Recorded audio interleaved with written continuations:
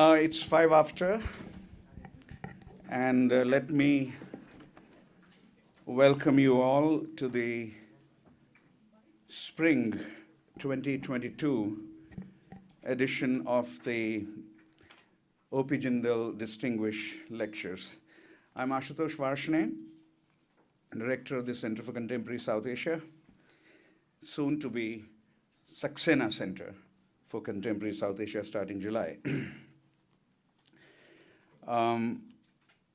This semester's Jindal lectures are on a topic of huge political and contemporary relevance, not only for South Asia, but perhaps worldwide. The topic is the media and democracy in India today. And these lectures will be delivered in 2 rounds. The first lecture being given today is by Siddharth Varadarajan. The second lecture will be on May 11th, and it will be delivered by Shekhar Gupta. It may be that the 2 perspectives are different. It may be that they're the same. We don't know. We'll see. Siddharth Varadarajan is not only a trailblazing journalist, a founding co-editor of The Wire, one of the most important news portals to emerge in recent years, but in my view, also one of the sturdiest pillars of intellectual freedom in India. It is an India that is increasingly hostile to the idea of intellectual freedom, and indeed to the idea of freedom of expression in general. It takes a lot of courage and conviction to fight the emerging trends in an India that I have described for you just now. He is, as I said, the founding co-editor of The Wire, but also a senior fellow at the Center for Public Affairs and Critical Theory in New Delhi. And until October 2013, he was the editor of The Hindu.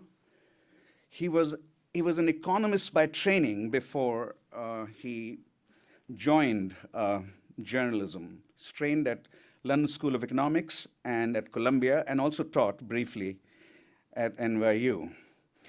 And in his incarnation, post-economics incarnation, as a journalist, he has been a lecturer at the journalism school at Berkeley, a Poynter Fellow at Yale, recipient of the Elizabeth Newfer Memorial Prize for Print Journalism, the Bernardo O'Higgins Order Award by the President of Chile, which is the highest civilian honor for a foreign citizen in that South American country, and the well-known Ramnath Goenka Award for the Journalist of the Year some years ago. Siddharth will speak to us for 45 to 50 minutes, and then we have 3 commentators, 2 in person and 1 joining us from Washington. We will start, I'll introduce them when their turn comes, but let's first welcome Siddharth Varadarajan to the Center, to Watson Institute, and to Brown. Welcome, Siddharth.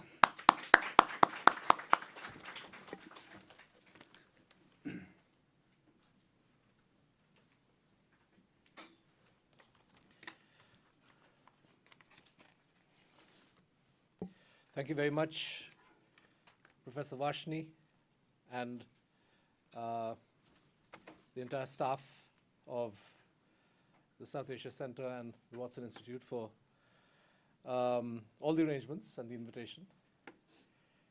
It's very nice to be back at Brown. I think I last spoke here maybe a decade ago on a different topic, Afghanistan. And I'm here under very different circumstances in a world and in India that has changed considerably since then. And I'm glad that the question of the media and democracy in India has been chosen as the broad theme for my remarks today, because I think there is arguably no subject more important than this today. As a reporter, one is generally used to writing and giving the odd soundbite rather than giving a lengthy lecture. And I took the help of Google to convert the allotted time of 50 minutes into a rough word count. Google assures me that 6,000 words is what will fill 50 minutes, and that's what I have pretty much written. So I hope that I don't overextend the time allotted, and of course your patience. India's democracy has always been less than perfect, and its media has tended to mirror those imperfections. But the reason I have chosen to speak on this subject today is because we are at a particularly dangerous moment in the life of both. Of course, when we look at the decidedly shaky state of all our pillars of democracy in India, it is worth remembering the long arc of neglect, indifference, and vandalism that has brought us here. The situation the Indian Republic finds itself in has not been the product of a day, nor is it the handiwork of a single person or party. This much is very clear. Future historians will no doubt be accurate when they say New Delhi was not destroyed in a day. But we must also have the honesty to recognize that the fabric of Indian democracy has been so badly and deliberately damaged by Narendra Modi, his party, and his government, that we are today at an inflection point from which there will be no easy deliverance of the kind India experienced in 1977, when Indira Gandhi was voted out of power after she had imposed a 2-year state of emergency. Why do I say this? Consider just this one piece of evidence. By 1977, most media houses were chafing at the restrictions imposed on them by Mrs. Gandhi, even those who infamously had chosen to crawl when asked to bend. But today, a large section of the media has fused itself with the ruling power vertical and is doing all it can to enable and accelerate the democratic backslide. Another large section is unwilling to use the freedom it has to report on what's going on. This unwillingness of the media has contributed in no small measure to the crisis of democracy in India. Since we are talking about the fate of hundreds of millions of people, there is every reason for us to be gloomy and despondent about what lies ahead. And yet, as we face the very real danger of losing our democracy, it is important for us to believe that we can and will pull ourselves back from calamity. In my lecture, I will therefore try to transcend, at the very end, the gloom and doom by pointing to the small rays of sunshine that I believe still exist. Democracy is not something you put on display in a museum, but a way of life which you must fight to conserve and strengthen and extend. Of course, it is not without irony that Narendra Modi is planning a reliquary for democracy in the very building which currently houses India's parliament. Having just bought the first ticket to the ugly new Museum of Prime Ministers in Delhi, built to overshadow the Nehru Memorial in defiance of India's heritage conservation laws, Mr. Modi hopes to inaugurate his Museum of Indian Democracy in 2025. That year will also mark the birth centenary of the Rashtriya Swayamsevak Sangh, the Hindu supremacist organization to which the Prime Minister and most of his top leaders belong. These men would dearly like to celebrate their centenary with other milestones, and the work to get there has begun in earnest already. When he visited Delhi in July 2021, US Secretary of State Antony Blinken was asked at a joint press conference with his Indian counterpart how he would address the Indian government's backslide on issues such as human rights? That was the question put to him. This was an obvious reference to the mass arrests and repression that had accompanied the scrapping of Jammu and Kashmir's autonomy and statehood, the repression of those who had opposed the controversial Citizenship Amendment Act and the new farm laws, the targeting of Muslims and Christians by Hindutva organizations, and the persecution of journalists, with more than 50 journalists or reporters across the country facing criminal prosecution for stories that they had done. Mr. Blinken was cautious and even guarded in his response, tempering his assessment of what was happening in India by presenting what he calls the democratic recession as a problem the United States is also confronting. And I quote from what Blinken said, "Every democracy, starting with our own, is a work in progress. We've seen the challenges that our own democracy has faced in the past and faces today. But this is, in a sense, common to all democracies. We talk about, in our founding document, the search for a more perfect union. That, by definition, means that we're not perfect and that our entire quest is to get closer and closer to the ideals that we set for ourselves. And ultimately, I think we have in our democracies self-righting mechanisms that are made up of free citizens of different backgrounds, different faiths, a free media, independent courts powered by a system of free and fair elections," unquote. Mr. Blinken's rather anodyne answer to that question drew a response from India's External Affairs Minister, Dr. Jaishankar. And I will quote it in full because it represents the clearest statement yet, in the idiom of modern politics, of the attitude of the Modi government towards democracy. Dr. Jaishankar said he told Blinken three things on the question, and I quote, "One, that the quest for a more perfect union applies as much to the Indian democracy as it does to the American one. Indeed, to all democracies. Number two, that it is the moral obligation of all polities to right wrongs when they have been done, including historically. And many of the decisions and policies you've seen in the last few years fall in that category. And third, that freedoms are important, we value them, but never equate freedom with non-governance or lack of governance or poor governance. They are two completely different things," unquote. Before I subject Dr. Jaishankar's 3 points to closer scrutiny, let me share with you what emerged in the latest meeting he had with Mr. Blinken on April 12th, which is just a few days back. This time, the US Secretary of State did not wait for a question to be asked about his views on the state of Indian democracy. Instead, as part of his opening statement at the 2+2 meeting with the Indian foreign and defense ministers in Washington, he made the following observation. Quote, "We also share a commitment to our democratic values, such as protecting human rights. We regularly engage with our Indian partners on these shared values, and to that end, we are monitoring some recent concerning developments in India, including a rise in human rights abuses by some government, police, and prison officials," unquote.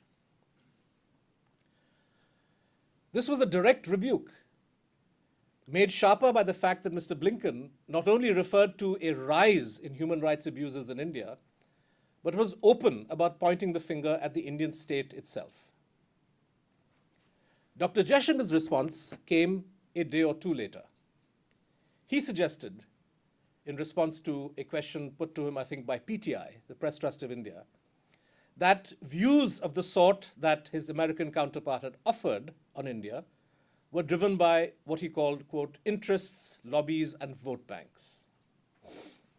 And that India, too, had views on the human rights situation elsewhere, including the United States.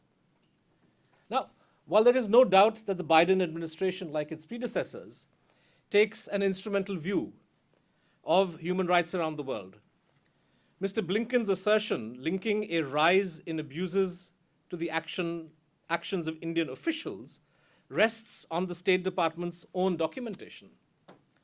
Mr. Modi's tenure as Prime Minister has overlapped with the Obama and Trump administrations. And the State Department's reports then, too, were hardly flattering.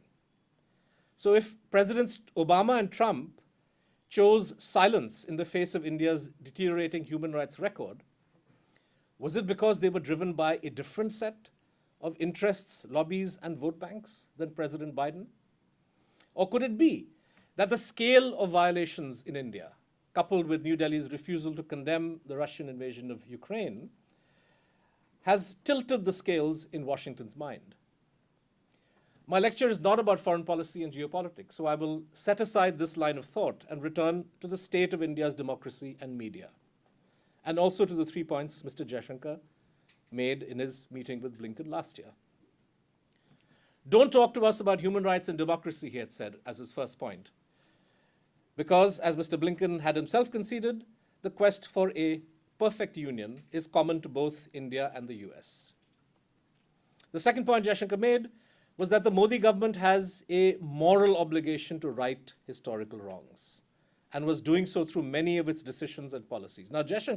Jaishankar did not identify any specific decisions, but clearly the scrapping of Kashmir's autonomy, the passage of the Discriminatory Citizenship Amendment Act, and his government's push for a Ram temple at Ayodhya, which the minister had elsewhere described as, quote, a pledge redeemed, a heritage reaffirmed, unquote, would seem to fall in this category of reversing what the BJP would consider historical wrongs.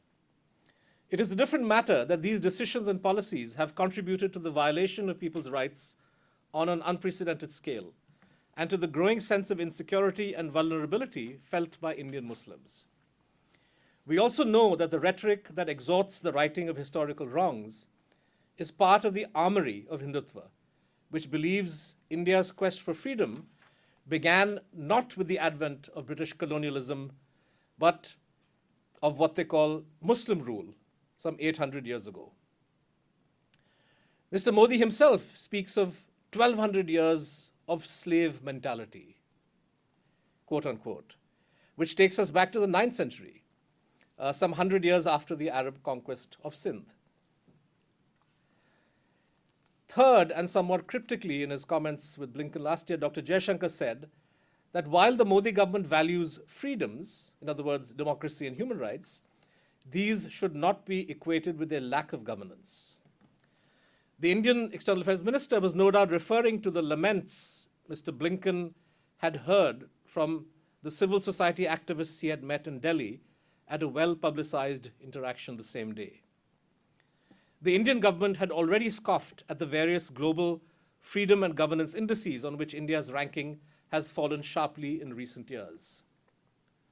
By saying freedom should not be equated with poor governance, Dr. Jaishankar was recycling the old authoritarian cliché about trains running on time. The message was that good governance is what the Modi government is providing, even if this encroaches on freedoms. Last November, the intelligence czar in the Modi government, National Security Advisor Ajit Doval, expanded on this third point when he warned trainee police officers, quote, the new frontier of war, what we call fourth generation warfare, is civil society, unquote. It is civil society, he said, that can be subverted, that can be suborned, that can be a divided idea, that can be manipulated to hurt the interest of a nation.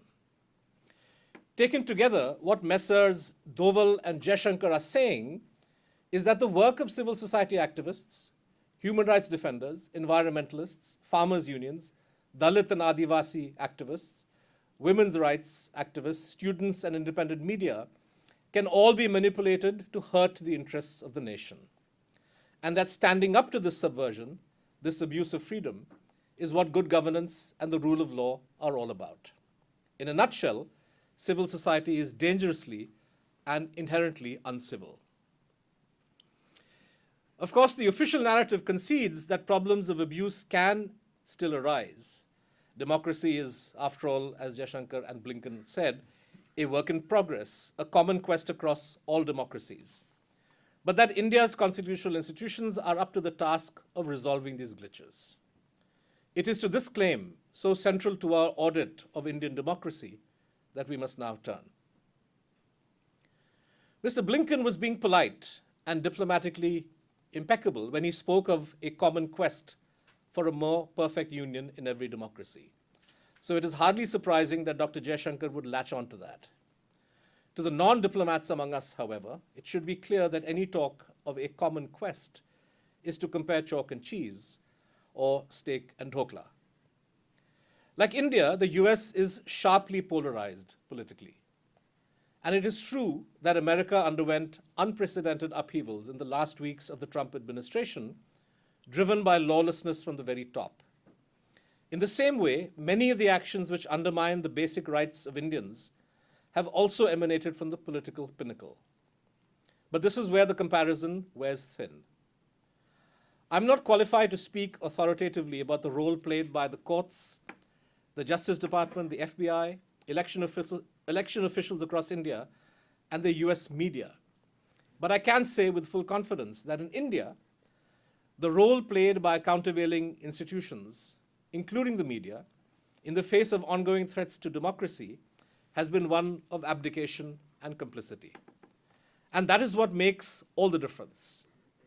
Each of the self-righting mechanisms that Mr. Blinken had identified as essential ingredients of a democracy, the equality of citizens regardless of faith, a free media, an independent judiciary, and a fair electoral process, are quite visibly broken in India, as I shall explain. I will deal with the equality of citizens in the next section, but let me focus here on the judiciary, on the media, and on elections to highlight where exactly the problem lies. The Indian Constitution envisages the judiciary in India as an independent pillar of democracy, distinct from the executive and legislature. In reality, it is rare for the lower judiciary, which is where most legal processes begin, to confront the government when issues of fundamental rights are at stake. And when it does, its decisions can be easily reversed. Akar Patel is a former head of Amnesty International India and the author of a recent book on Modi's India. Last week, he was prevented from leaving the country to deliver a lecture at the University of Wisconsin.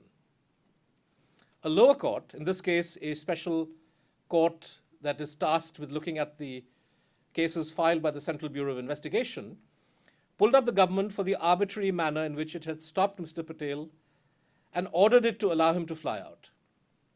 Yet the CBI ignored the order, so Mr. Patel found himself stopped a second time at the airport when he tried to leave. I don't want to burden you with detail, but one aspect of this case is worth highlighting to give you a sense of the official arbitrariness that is today undermining the fundamental rights of Indians. The CBI told the immigration authorities to stop Mr. Patel at the airport, asserting that he was wanted for questioning in a criminal case. But Mr. Patel himself was not told that the CBI wanted to question him. Joseph K. would find Mr. Patel's predicament familiar. The problem, sadly, is not confined to the lower judiciary. The Supreme Court of India, to cite one example, has yet to find the time to deal with the various petitions challenging the constitutionality of key decisions taken by the Modi government. Chief among these is the manner in which Article 370 of the Constitution was read down in August 2019 to strip the people of Jammu and Kashmir of the autonomy they were guaranteed and of their statehood. This decision was accompanied by one of the harshest and longest crackdowns on the civilian population that the Kashmir Valley has ever seen. Dozens of mainstream political leaders, including 3 former chief ministers, were arrested and detained. The internet was shut down for months on end, and the functioning of the media made virtually impossible. The people of J&K have been deprived of their right to elected representatives for nearly 5 years now. Through all this, the Supreme Court has kept its intervention to the barest minimum. Since the sleight of hand used to render Article 370 a dead letter is unlikely to withstand judicial scrutiny, essentially the required consent of elected representatives was substituted by the consent of the governor, who was appointed by the federal government. The BJP is quite happy with the delay in the matter coming up and being argued before the court.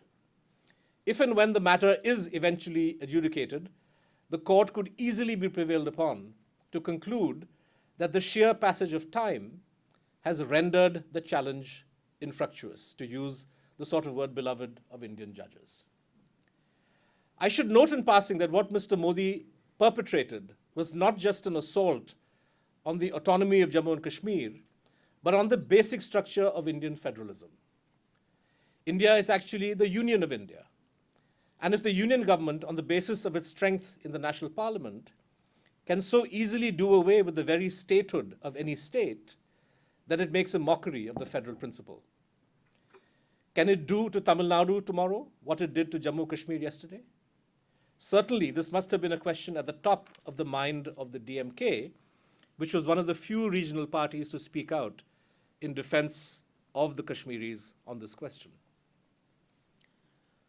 Another case that the Supreme Court has steadfastly refused to hear, and which goes to the heart of our discussion today on democracy, concerns the constitutionality of anonymous electoral bonds. Introduced in 2017-18 by the Modi government, the BJP has consistently pocketed 3/4 of all money raised through this device. In 2019-2020, this amounted to 2,555 crore rupees, approximately 320 million US dollars.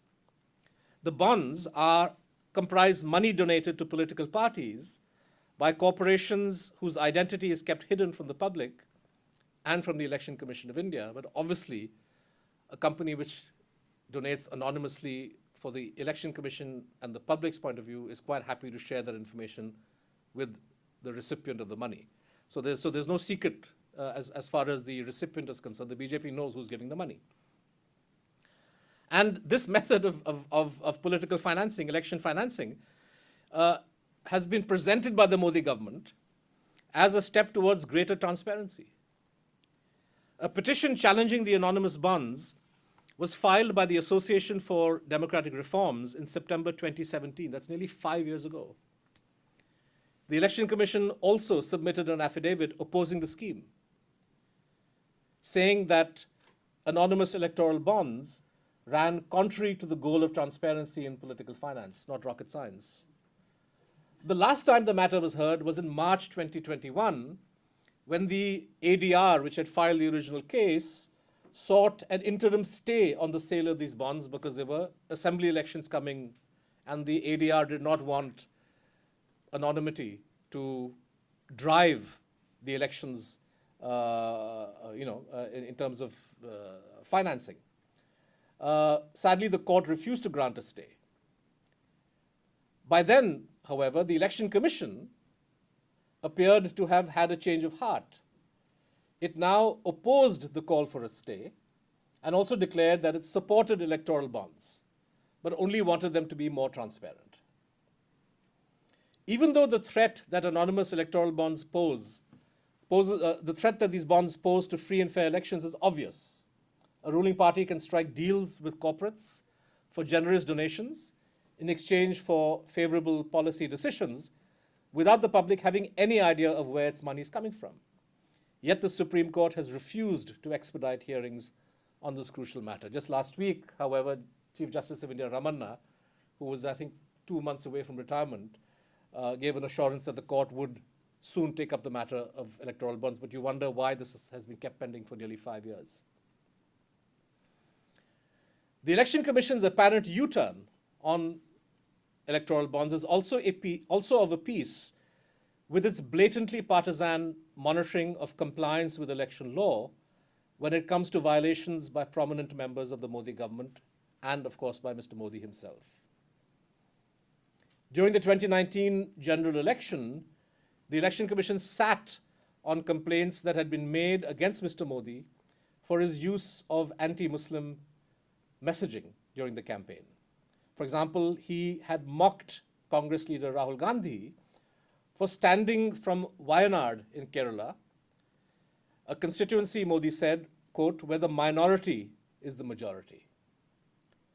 It was only after petitioners asked the Supreme Court to direct the Election Commission to adjudicate the complaint that the 3-member body moved swiftly in a 2:1 decision to find the charges against Mr. Modi invalid.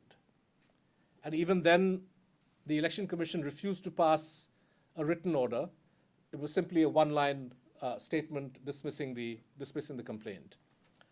The dissenting election commissioner, Ashok Lavasa, who was slated to become the next chief election commissioner, soon found himself battling corruption charges, which mysteriously melted away when he quit the commission to take up a job at the Asian Development Bank.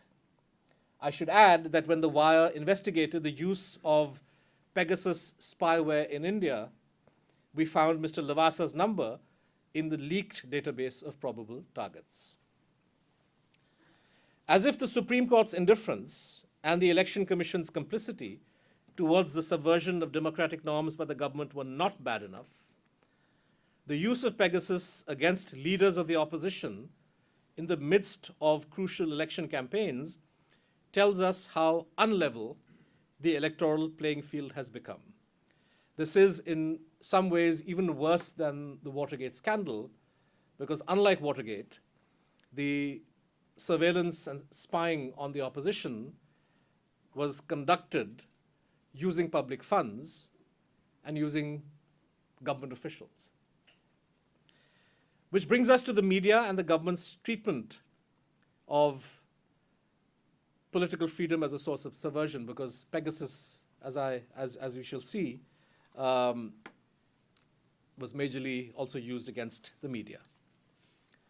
Last year, The Wire helped break a major story about the use of military-grade spyware by an unidentified government client of the Israeli company NSO Group against a range of targets in India. Of the 300-odd telephone numbers that we were able to verify, around 40 belonged to journalists. 5 of those belonged to journalists who work for The Wire or write primarily for it. In my case, and the case of my co-founding editor, M.K. Venu, forensic tests established the presence of Pegasus on our smartphones. Other targets included human rights defenders, lawyers, the opposition political strategist Prashant Kishore, Congress leader Rahul Gandhi, and even the young woman who had raised sexual harassment allegations against Ranjan Gogoi when he was the sitting Chief Justice of India.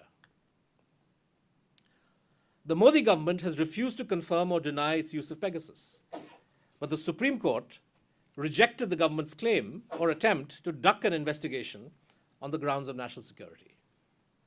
The establishment of a technical committee under the stewardship of a former judge to probe the extent to which Pegasus was used and to identify who deployed the spyware and on whose authorization is one of those glimmers of light I mentioned at the beginning of my talk. The government will no doubt stonewall the committee, and then the ball will be back in the court of the Chief Justice of India. He can then either take action, as the Constitution empowers him to do, or he can throw up his hands in frustration. The stakes are high for the government, for the integrity of elections, for the right to privacy of citizens, and of course, for the freedom of the press. The Pegasus revelations came on top of 6 years of unremitting government hostility towards the media.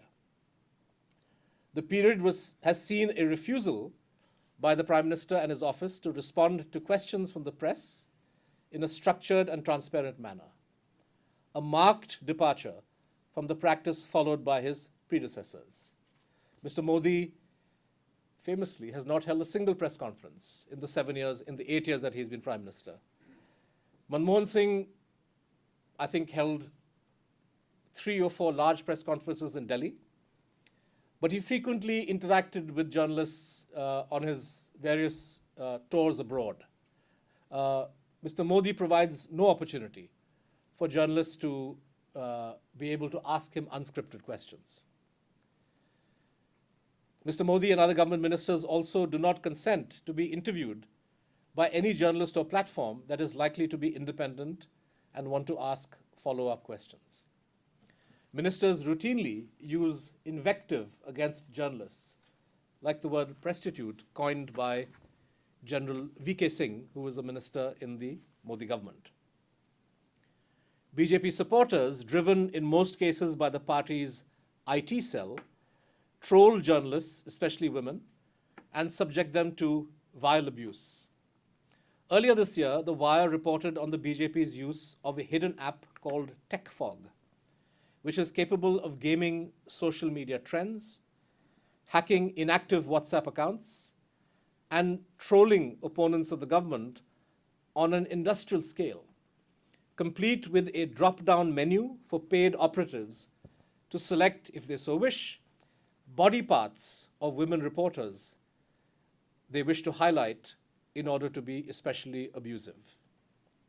Now, the media in India might have been able to live with all this, as we have done with frivolous defamation cases for years, except that the BJP and its governments have, of late, upped their offensive. It is becoming routine in states like Uttar Pradesh and the Union Territory of Jammu and Kashmir for the police to file serious criminal charges against journalists for the stories they have done or have attempted to do. Siddique Kappan has spent more than a year in an Uttar Pradesh jail, charged as a terrorist for attempting to report on the rape and murder of a Dalit woman in the town of Hathras. In Kashmir, Fahad Shah and Sajjad Gul have been booked under the Unlawful Activities Prevention Act and the Public Safety Act. Asif Sultan, who has spent more than 4 years in jail on UAPA charges that the state knows it can never substantiate were a trial to actually take place, was rearrested this week under the Public Safety Act when a court finally gave him bail on the terror charge. In Manipur, the TV journalist Kishore Chandra Wangkhem spent 2 lengthy bouts in jail for Facebook posts, including one where he questioned how cow urine and cow dung could protect anybody from COVID-19.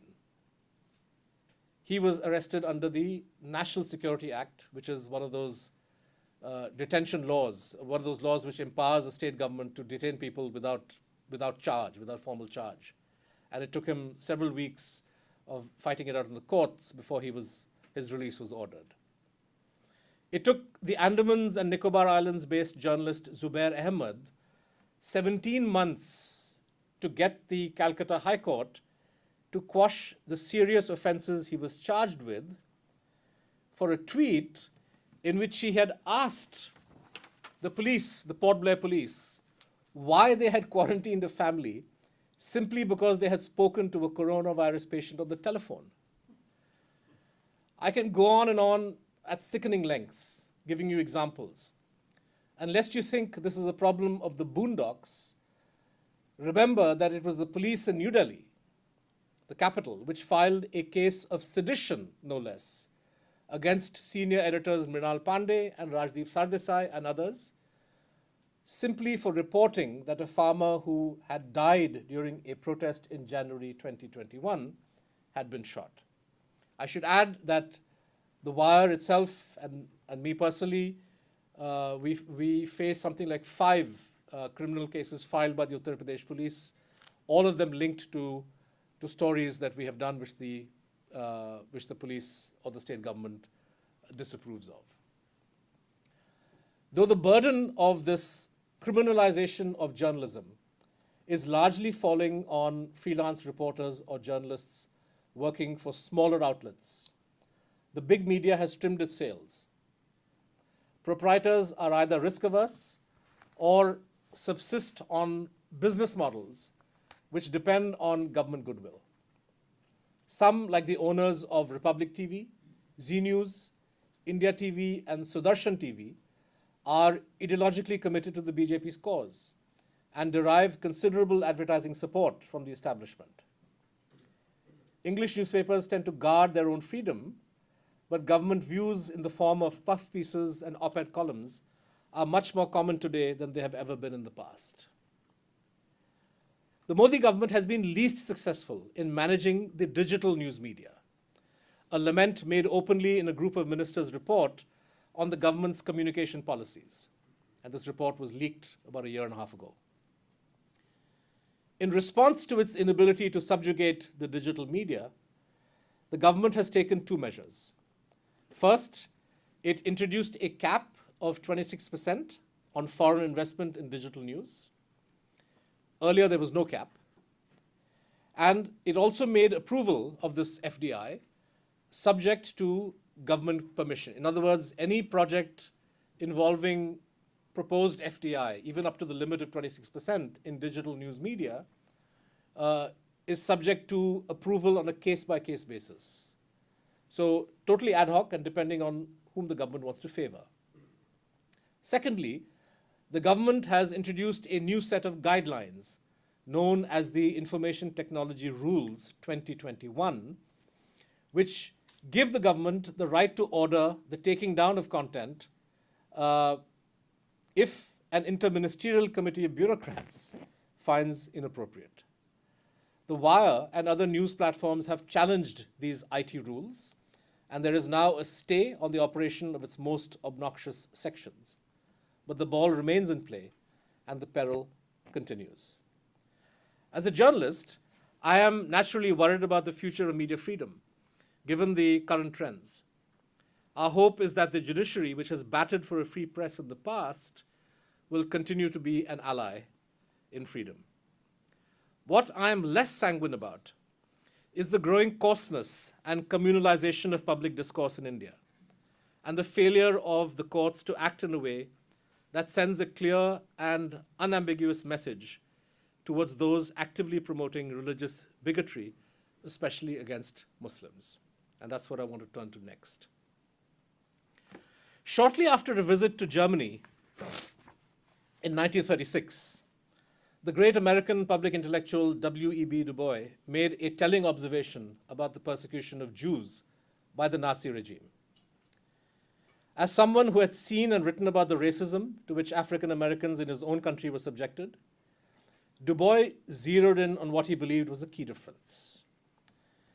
It was impossible, Julia Boyd quotes him saying in her book Travelers in the Third Reich, to compare the plight of the blacks in the US with that of the Jews in Nazi Germany, because, quote, what is happening in Germany is happening in a lawful way and openly, even if it is cruel and unjust.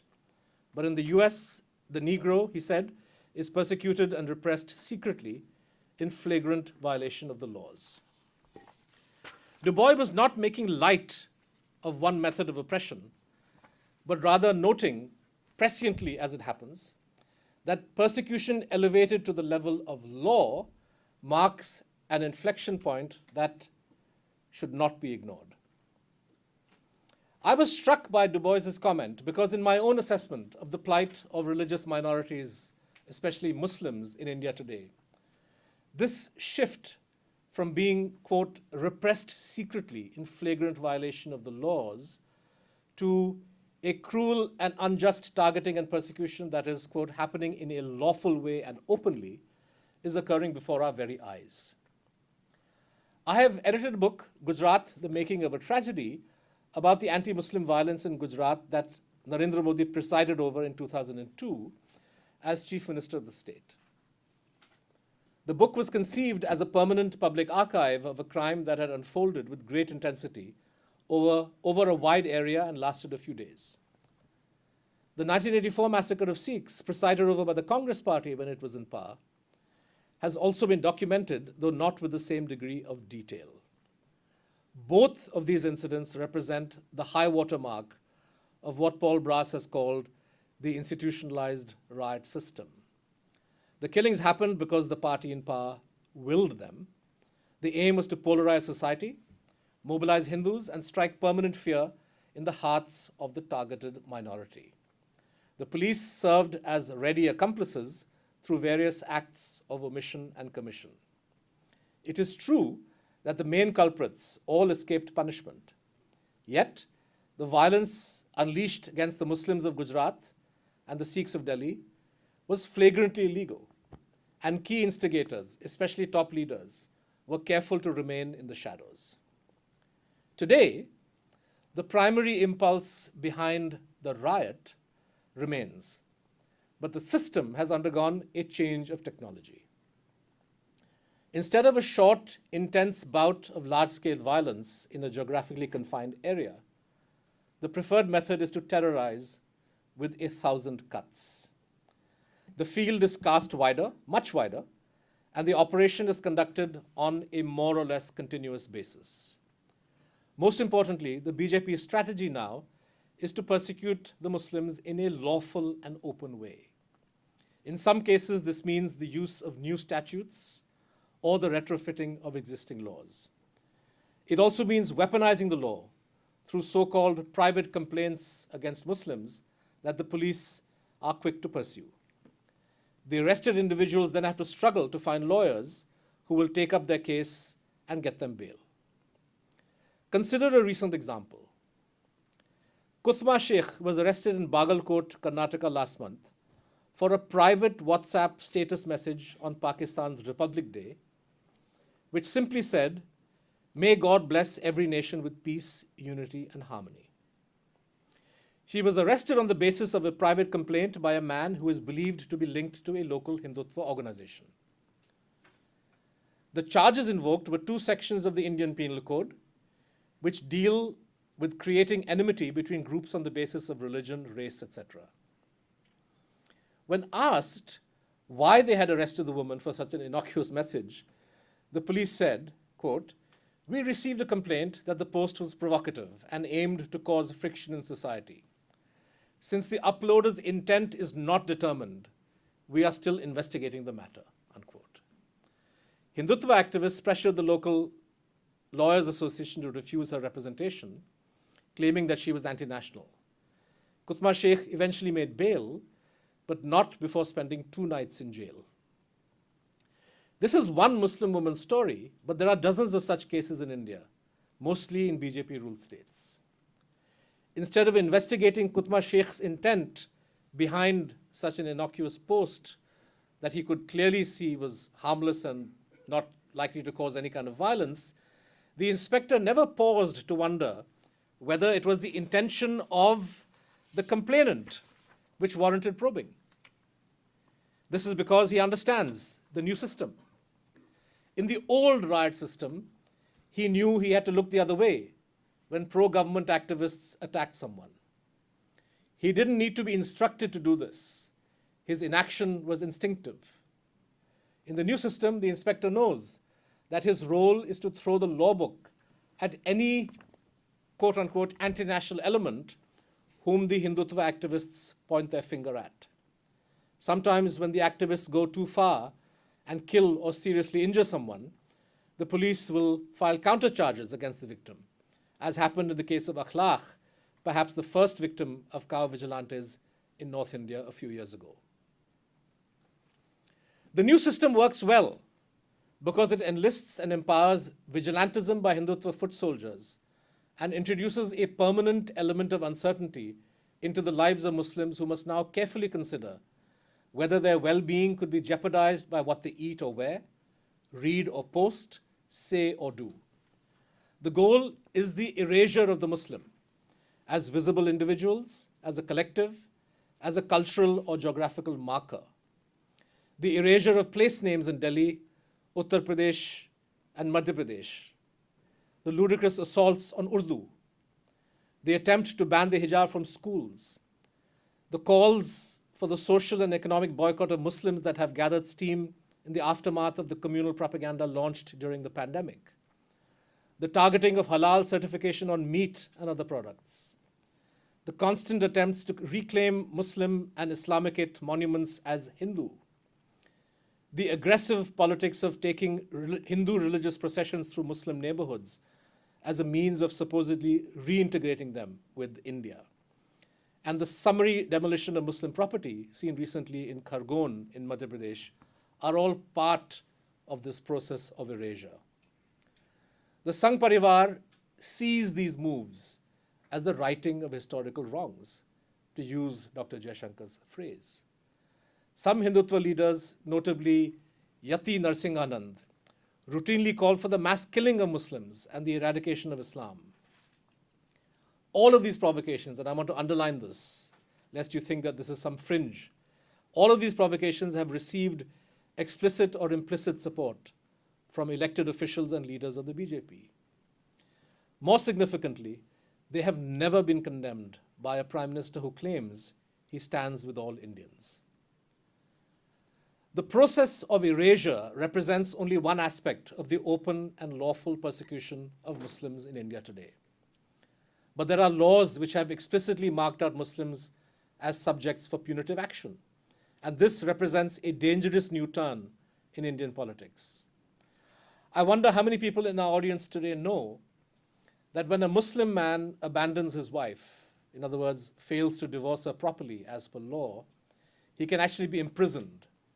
Whereas a Hindu man or a Sikh or a Christian man, for that matter, who does the same, faces no criminal sanction. I'm referring to the 2019 law which added the layer of criminality to a process of divorce, the instant triple talaq, that the Supreme Court had already struck down as invalid. In 2019, the Modi government again singled out Muslims as a category in law via the Citizenship Amendment Act, or CAA, this time to exclude them from the benefit of citizenship being given to all other undocumented migrants from Pakistan, Bangladesh, and Afghanistan. If the goal was to provide benefits to bona fide victims of religious persecution in these countries who had fled to India, a laudable goal, no doubt, this could have been accomplished by passing a law to grant refugee status to victims of persecution and creating a transparent administrative and judicial process to have the claims of applicants processed speedily. Individuals with refugee status could then have been made eligible for citizenship, as is the norm in democratic countries with laws in conformity with the 1951 Refugee Convention. But the goal, I suspect, was something else. To use Dr. Jayashankar's words again, it was the righting of a historical wrong. India, for the BJP, is the natural home of Hindus, or of people following the so-called Indic religions, many of whom were left stranded by partition. So, for the Modi government, the CAA was a logical step, with, of course, Christians added to the mix because they are an obviously persecuted minority in Pakistan, and their exclusion would have made very little sense. I wish to make one further point on the CAA. BJP ministers like to argue that the CAA deals with non-Indians only, and that the law does not discriminate against Indian Muslims in any way. This defense is morally spurious, but it is also factually inaccurate. Consider the example of two Indian women, one Hindu and one Muslim, who have been married to two undocumented Bangladeshi men, one Hindu and one Muslim. Under the unamended Citizenship Act, the children of both women are considered illegal migrants and are liable to be deported along with their respective fathers. The CAA, however, offers a clear path for the Hindu Indian woman to live a normal family life free of the risk of disruption due to deportation. But the Muslim Indian woman must continue to live with the risk of expulsion of her family from India. Surely, no democratic country can countenance such blatant discrimination as part of statute. But 3 years on, the Supreme Court has yet to find the time to properly hear the challenge to the constitutionality of the CAA. In similar vein, a number of BJP-ruled states have introduced or sought to introduce stricter laws against religious conversion. And the carve-out given to those who convert people back to their quote-unquote original religion means that ghar wapsi, or homecoming, activities of the RSS can continue even as conversions to Islam or Christianity are criminalized at the first instance, especially when there is an interfaith marriage. Where does this grim tour that I've taken you on leave us? I had promised some rays of sunshine, so let me try my hand at some optimism of the will. To begin with, my own case. The Wire is not going anywhere, nor are we alone.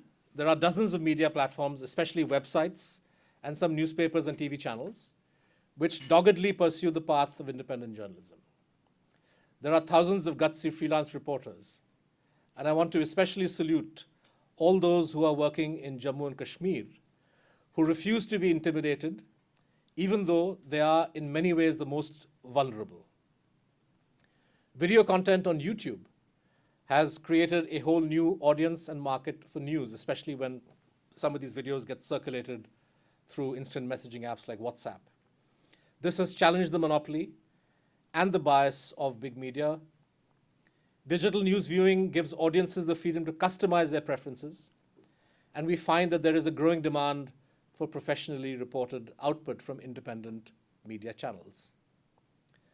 The rays of light are not just in the media. Despite the near total control of big television and big newspapers by the government, the fact that there were two mass movements in the space of a year, one against the CAA in 2019-2020, and the other against the farm laws in 21-22, shows the willingness of ordinary citizens to challenge the government and fight for principles and issues they believe in. Helped by alternative media, these protest movements have effectively challenged the relentless democratic backsliding that India has witnessed. Elsewhere in India too, whether in Silgir, Chhattisgarh, or Odisha, or Assam, or elsewhere, ordinary people have not given up their faith in their own power. It is these ordinary people who cherish democracy the most. They will be India's salvation. Thank you.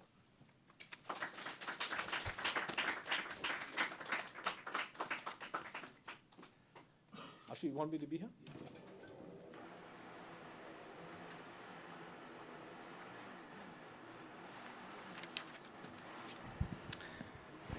Thank you, Siddharth.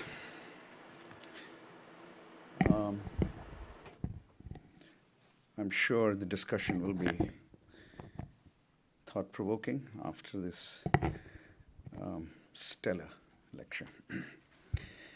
Our first commentator is Edward Luce, who is reaching this audience and the online audience from Washington. Ed? Hello, I can see you. Can you see me? I can see Oh, you can now. Hi. Ed Luce is the US national editor and columnist at the Financial Times. I've known him since his days in Delhi, but I chose him for the commentary for the reason that he has reported from several democratic polities, including Delhi for several years, including the Philippines when democracy looked shaky, including, of course, the United States during Trump years, but he came here much before that. In his pre-FT life, pre-Financial Times life, he was also the speechwriter for Treasury Secretary Larry Summers during the Clinton administration. And he's authored 3 books: The Retreat of Western Liberalism, 2017, Time to Start Thinking, America in the Age of Dissent, 2012, and a book whose genesis I saw myself in Delhi, In Spite of the Gods, The Strange Rise of Modern India, 2007. So Ed, you have 10 minutes for the commentary. Welcome. Thank you so much, Ashu. It's a real honor to be responding to Siddharth's brilliant lecture. Very sobering, but analytically very clear lecture. Not just because of the quality of what you've just said, but because I think if there is to be some signs of hope for the future of an independent and robust Indian media as a support to hopefully a non-backsliding Indian democracy, then it comes from figures such as you and organizations such as The Wire. I've watched from afar some of the intimidation to which you and your colleagues have been subjected, and the fortitude and tenacity with which you've stood up for your stories and your journalism, and I think those are the ingredients of hope for the future of India. I should start though with an apology for not being there. I really did want to come and plan to come, but My wife earlier this week had a rather freakish accident where she was reaching for a cupboard, slipped, fell backwards, and broke both her wrists instantaneously trying to cushion the impact. And she had surgery a couple of days ago. So I'm literally spoon feeding her. And much though I love catching up with my Indian friends in person, I love my wife even more. And I think I probably made the right decision to stay here. The second sort of health warning is that Ashu, who, as he just pointed out, I've known for a long time, and who was a really wonderful person to talk to, as he still is, but in particular when I was based in Delhi, and very much helped shape a lot of my thoughts about the bigger sociological trends going on in India then and since then. I did warn him that, it's been a while since I was based in India, and I feel, a little bit, not fraudulent, but it's a little bit tenuous to have me responding to Siddharth's lecture, but he brushed my objections aside and waved them away. And I'm glad he did, because it gave me a very good reason to get up to speed on the condition of India's media in the context of the future of Indian democracy. So I was based for the Financial Times in New Delhi for 6 years at the beginning of this century. And it really feels like an epoch ago, not because it's that long. It isn't that long a period of time, but because of the scale of the changes that have happened and the speed of the changes that have happened in the short time since the early years of this century. When I was based there, Atal Bihari Vajpayee was Prime Minister, then Manmohan Singh. And although the Gujarat riots did happen when I was there, and I covered them, and I did interview Narendra Modi as Chief Minister of Gujarat several times, a fairly discomforting experience. And although I had some foreboding about the future of the Hindutva project, I wouldn't have begun to have grasped just how massive the underlying sociological as well as more surface political changes that India has undergone, mostly for the negative, in the last few years. And nowhere is that better expressed or captured really than in the changes we've seen in the main organs of Indian media. When I was in Delhi, I used to quite frequently appear on NDTV, or I'd go on various channels, but my favorite one was always Pranoy Roy's NDTV. And it was my favorite because the anchors were very professional, I think objective. I think they had a public interest motive in their journalism. And I therefore found it a very productive channel to appear on. The main anchors I dealt with were Rajdeep Sardesai, who Siddharth mentioned, Barkha Dutt, and one Arnab Goswami, who was actually one of the quietest and most professional and most polite of the anchors on NDTV in those days. He shouted less than Rajdeep. Now, of course, Rajdeep is known for his shouting, never abusive or angry, but Arnab was a quietly spoken anchor. And now when I watch this demagogue, and I hope you'll forgive me for using sort of plain language, impugning his interviewees, assassinating characters, spewing diatribe, and basically being a propagandist, an organ of propaganda for Hindu nationalism and Indian nationalism. I have to pinch myself to remind me that this is the same Arnab Goswami that I used to deal with. His snarl, which I think is really his motif with interviewees, turns into a bended knee only when he is interviewing people in power. And there's one particular interview he did with Narendra Modi a couple of years ago, where the camera caught the fact that Modi had all the questions Goswami was going to ask. So I see Arnab Goswami really as a personification of the change that has taken place, at least in a lot of the main English language and indeed Hindi language broadcast media.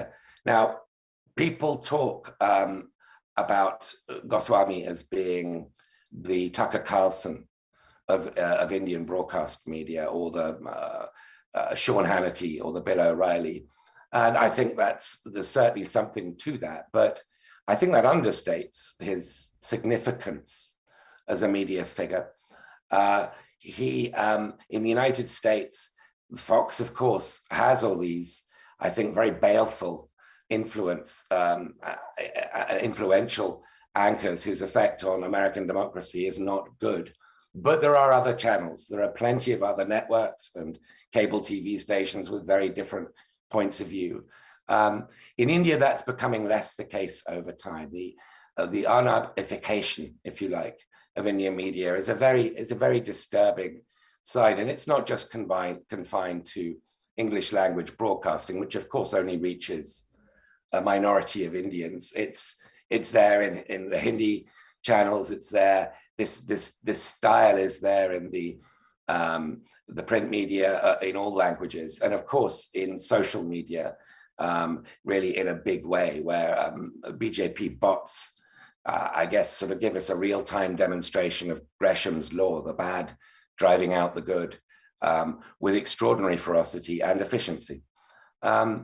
So Siddharth has done a fantastic job, I think, of summarizing what's happening in the Indian media and the impact that's having on Indian democracy. So I don't want merely to repeat what he's just said or put them in my own much less informed words. What I think where I might add a little bit of value is by talking about the connection between a free media and the health of a democracy. And then I'll conclude by pointing to one or two areas of hope, which speak to India's core strengths as an inherently and stubbornly pluralistic society that even in the face of the homogenizing project of the Sangh Parivar is going to be quite difficult to steamroller. And I should stress that, if we're looking for natural barriers to the growth of illiberal democracy in India or electoral autocracy, then language, I think, is an obvious one. The Indian Home Minister recently talked about making Hindi an official link language between the states. And I think this is just the kind of example of Indian overreach, of BJP overreach rather, that could boomerang on the party and on Modi. The 2011 census showed that a majority of Indians, a bare majority, speak Hindi, but only 26%, I repeat, just 26% speak it as a first language.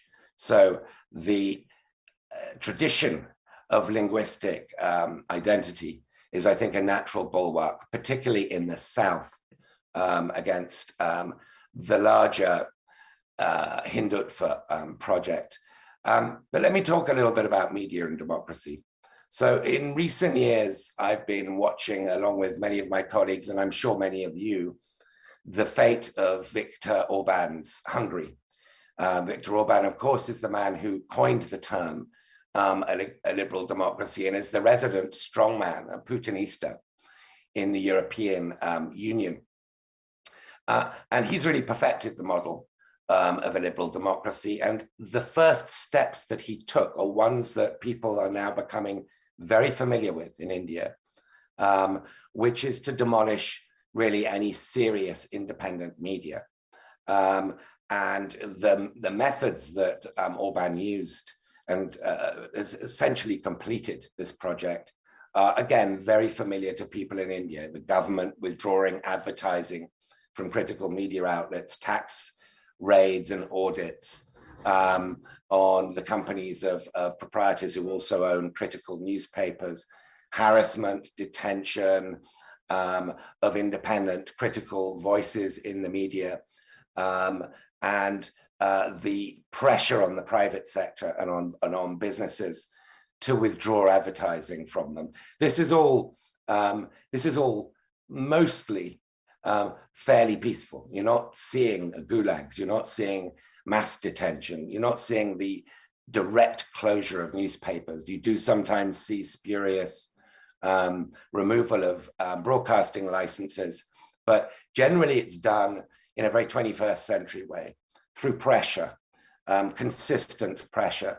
And it's, as I say, mostly been successful. I think India is about 2/3 of the way to what Orban has achieved in Hungary. And of course, once you've got rid of that natural bulwark against the accretion of power and of electoral autocracy, then the government can do all kinds of things much more easily than it would otherwise have been able to do. So if you think about the closure of foreign NGOs in India, if you think about the far more important, I think, intimidation of the higher courts and the Supreme Court. If you think from my perspective, watching India from a distance, of the role that high commissions and embassies, Indian embassies, are performing in terms of subtle intimidation of Indian students and academics in countries like Australia, the UK and Canada. This is the kind of thing that having a tame media makes much, much more easy to do. So the link, I think, just on that very simple level is very, very plain. Now, if we go by the Hungarian model, the Indira Gandhi-style emergencies are just not necessary. I noticed Siddharth mentioned that actually what happened during the 1977 emergency in those 20 months was nothing compared to this. This is more subtle. The Washington Post has a motto, democracy dies in darkness. I think nowadays it dies actually mostly in daylight and sometimes in broad daylight, but by 1,000 cuts, again to quote Siddharth. And you have at the same time a very difficult task of persuading Indians that this is an existential threat to Indian democracy and freedom. It's an elite concern more than a mass concern.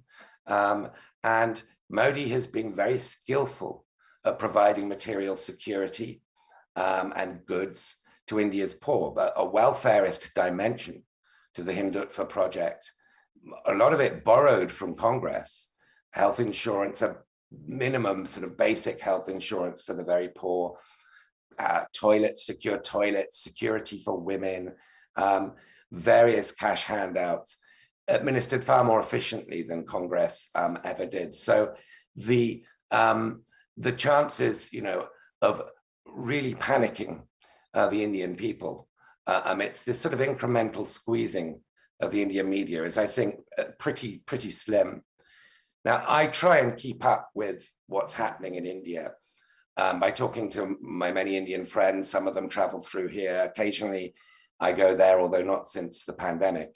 And by reading a lot of the still existing very high quality journalism on the internet, mostly on the internet, like The Wire, because it's easier to exist in that fashion. And occasionally I'm unwise enough to tweet a critical opinion of something or other the Modi government has done, the CAA, being a very good example. Or tweet a link to a piece by an Indian author, somebody like Pratap Banu Mehta or something from The Wire, that's also critical. And the avalanche of response from the BJP bots is quite something. I mean, I deal with Trumpian bots on the internet and in our comments on the Financial Times. It's nothing compared to the Sanghi army on the internet. It is an extraordinary, organized, efficient, and effective intimidating tool. It doesn't affect me. I don't mind being called an India hater. I'm not. I actually love India. Or a Hindu phobe, again, wrong. Or, more unmentionable words in Hindi beginning with the CH sound, which I won't spell out. I don't mind that because I'm based here. There's no threat to me. But you look at somebody like Rana Ayub, the kind of threats, the visceral, nasty, and very plausible, credible threats that she gets, it's no surprise that she's a rare figure. Most people, quite understandably, would rather have a quiet life, would rather let discretion be the better part of valor. It's not a question of good men doing nothing, as Benjamin Franklin said. It's a question of keeping your peace of mind, of preserving your job. And so I understand how these forms of intimidation are so effective. Now, let me conclude, because I know it was only 10 minutes and I've probably gone over, by quoting something that Siddharth said at the beginning, which I wrote down. The fabric of Indian democracy has been so badly and deliberately damaged by Narendra Modi, his party and his government, that we are today at an inflection point from which there will be no easy deliverance of the kind India experienced in 1977. I picked up on that point earlier, but I think it's really worth emphasizing that, broadly speaking, Indira Gandhi was about perpetuating her own power. There wasn't really a coherent, larger ideological project, which of course is in marked contrast to the Sangh Parivar project. She did far worse things in those 20 months.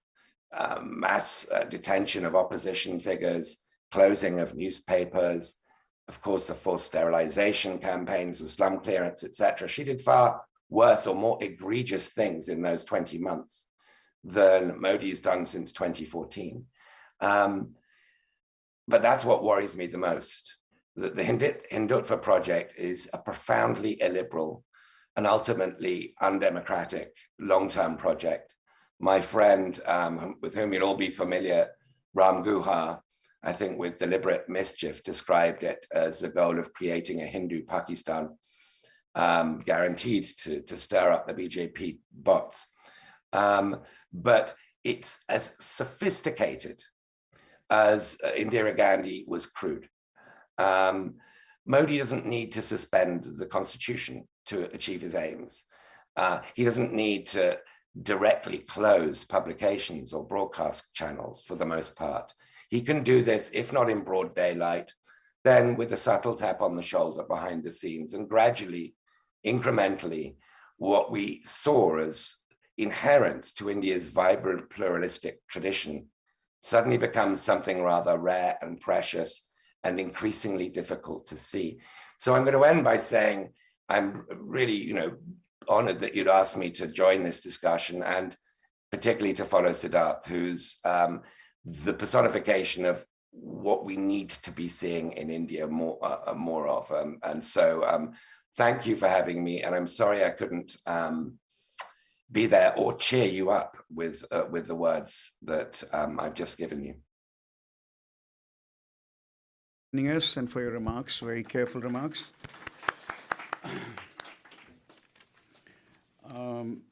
Our next speaker is Paula Chakravarti, Associate Professor at the Carleton School and the Department of Media, Culture, and Communication at NYU.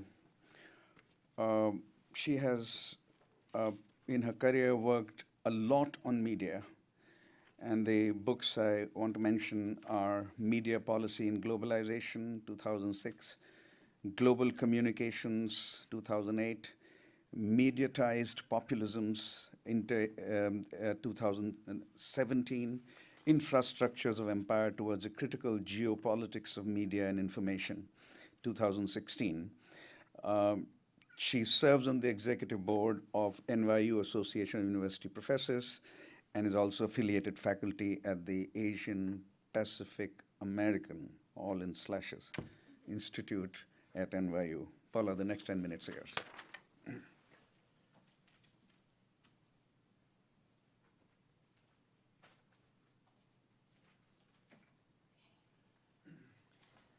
Good afternoon, everyone. This is my first human live event since the before times, so I'm very excited to be here. Thank you to Professor Varshney for the invitation, and to Stephanie Abbott-Bundy for all the logistical work to make this happen. And thank you, of course, to Siddharth for his essay but also his work on The Wire, and his bravery, and all of the work of all of the journalists and editors and folks involved in independent media in India. What I'm going to do, we were given the paper not too long ago, shall we say, and so my comments are a little bit scattershot. So I'm going to hopefully make 3 points that will, be in different levels of coherence. While the specifics of the dire situation with the attack on activists, journalists, and ordinary citizens that Siddharth has laid out in his essay speak to recent events in India, as Ed Luce's comments make us realize, we are reminded of parallels across many parts of the world, from Brazil, the Philippines, Turkey, to Egypt. And the kinds of parallels that the paper highlights are not contained only in the global south. The themes raised in this essay speak to the shifts in the media democracy landscape in the US, in Europe, and we really must think of these changes regardless of our post-Trump era here in the US. Across both legacy media and social media, we see the mobilizing of violence against racialized, minoritized subjects, whether internal enemies, illegal immigrants, or terrorists. So my comments and questions are both have to do with the specifics of what Anand Teltumde has called the subservient media in India that Siddharth so thoroughly outlines, and in a sense, the implications of what is happening beyond India. The central point made in the paper today is that under the Modi BJP government, the role played by countervailing institutions, including the judiciary and the media, in the face of ongoing threats to democracy, has been one of abdication and also complicity. And that's a quote from the paper. Both institutions are failing in ways that they did not during the emergency era of 1977. And in a sense, there's an acceptance of the BJP equation of good governance with the necessary unfreedom for minorities and for dissent. So my question really, the first question has to do with how do we make sense of this changed media-state relationship? How do we explain it? How do we account for it? There's a lot of description in terms of what has happened to back up the fact that the media has been compliant and complicit, but the question is why, right? Why? So this change is characterized by what Siddharth says is 6 years of unremitting government hostility towards the media, and a feature where media autonomy and independence is under attack.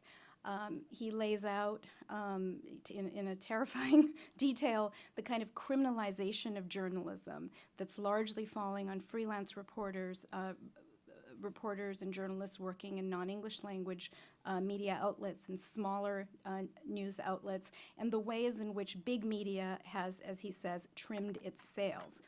So what accounts for failures of the media to hold the BJP government accountable? Now, across the world, and in India certainly, we live in a more mediatized society today, but one that is less accountable, right? So you have hyper-mediatization, but less accountability. What is the explanation in India from the perspective of journalists, editors, and owners of media organizations and platforms? Is one question, but what are the transnational and global factors at play? Because media and media technologies are global in nature. So in some sense, it would be helpful to have a clearer sense, Siddharth, of your thoughts on the kind of political economic architecture of media and information systems within which an organization like the Wire operates. Here I'm also thinking about, there's a lot of focus in your discussion, rightly so, on state control, on interference, on censorship, on criminalization. But I wondered also about the role of corporate actors and the restructuring of big tech I wondered also about the larger global phenomenon of the ethno-nationalist right and the ultra-right, the ways in which the Hindu right learns from and mimics and teaches similar types of modes of action vis-a-vis the media when it comes to the Israeli right, the American right, the kind of ethno-nationalist, transnational context is something I wondered about. A feature of shifts in global political economic transformation of media systems since the 1990s is that we've seen assertive commercial media institutions that have recast popular outrage against the violence of the state into a mandate for economic neoliberalism. Media actors since the 1990s, well predating this current government, have taken on the role of free market crusaders, prioritizing narrow definitions of economic freedom, mostly defined as entrepreneurial self-making over political freedom. One can posit that this has had perhaps pernicious long-term effects of devaluing principles of political freedom, especially for minoritized publics, including the right to dissent and to assemble, in media discourse and hence in public discourse. So when contemporary right-wing populist ethno-nationalists like Modi or Erdogan or Trump take this to a logical extreme, they are not operating in a total discursive vacuum. In short, the kind of good governance as unfreedom model of media and democracy that we see today can perhaps be traced to older media worlds of real news prior to 2010. The gradual but steady sidelining of political freedom and civil liberties, such that today BJP's IT cells and its troll armies can so effectively erase, dismiss, ridicule, critique forms of dissent, especially minoritized dissent. So I guess I'm interested in thinking about the continuities a bit more as opposed to the rupture. I don't see the making of Arnab Goswami today as a kind of rupture, right? There's continuities that we need to kind of think about and maybe pay attention to. So related to the question of political economy of media and democracy, I would like to understand why. I also am one for hope and one for social movements, but why should we have hope in digital media platforms? You pointed out a little bit in your talk about the changes in the rules of governance of digital media, and you talk about digital media giving audiences the freedom to customize their preferences, and you talk about, you write about the growing demand for professionally reported output. But since 2014, when the Modi government first came to national power, the larger players, Facebook and Twitter, have been complicit in and indeed incentivized the spread of hostile, abusive, and violent content by the Hindu right, which is overwhelmingly and disproportionately aimed at religious and caste minorities and critics of the Modi government. Big tech has, for the most part, played a hypocritical game in India. It has inconsistently invoked principles of community standards and violations of human rights in shutting down critics of the Hindu right, including Dalit and Muslim voices, while claiming commitment to free speech in allowing abuse of Dalit and Muslim communities by the Hindu right to go unchecked. So I just wonder, you know, how we think about a digital future that can be liberatory and emancipatory given the kind of constraints of big tech in India, but globally as well. My next set of questions have to do with the kind of argument that you're making about minoritization, Muslim minoritization in your essay, which I found very interesting. I was intrigued by the reference to W.E.B. Du Bois in the paper, and the argument that you're making here about how racism in the U.S. violates the law and in Nazi Germany abides by the law. That in India, the BJP strategy now is to persecute Muslims in a lawful and open way, and you were drawing from Du Bois's kind of prescience in seeing that distinction. I wonder about that reading a little bit, and but I do agree that Du Bois is very helpful in providing us with conceptual tools with which to make sense of the paradoxes of media and democracy today. One thing about debates in media and democracy is that while debates in media and democracy are very urgent, the theories which undergird our debates in media and democracy are very stale. They're very thin. They draw from theoretical frameworks that are that often have very little to help us navigate the world in which we live. And so in that sense, Du Bois, I think, is a very interesting figure to go back to. I'm not sure here about the reading of Du Bois because racism in post-Reconstruction Jim Crow U.S. legalized racial segregation. And it was, sorry? I said that's right. Sorry. And it was Du Bois's attention to the need for what he called militant journalism in the face of a global color line that I think we might revisit today. Du Bois was very critical of this notion of objective journalism. And so I think it might be helpful to think about that kind of differentiation and look at not just the kind of racialization of the minority, but one of the things that Du Bois, I think, is very helpful in helping us think through is the racialization and criminalization of the poor. And so there's a kind of class, race, minority class kind of thread that we might want to follow. Between 1910 and 1934, Du Bois, as the editor of the NAACP newspaper Crisis, forged what he saw as a necessary alternative to the limits of objective journalism. Du Bois advocated for a militant journalism that aimed to change public opinion by appealing to the conscience of a nation to address systematic injustices and group domination. For Du Bois, racial exclusion was central, constitutive to American democracy, structuring the commercial media infrastructures of news production and, in his day, cinema, which was designed to maintain the global color line. So for Du Bois and other African-American critics, the rise of the U.S. on the world stage during World War II as the new global arbiter of freedom, distinguishing itself from European imperial powers in its support for anti-racism and anti-colonialism, rang hollow, given that the racist project of American democracy was being redefined in more insidious and necessarily global form. In a prescient essay published in 1944 in the American Journal of Sociology, Prospects for a World Without Race Conflict, Du Bois writes, "Our attitude towards poverty represents the constant lesion of race thinking.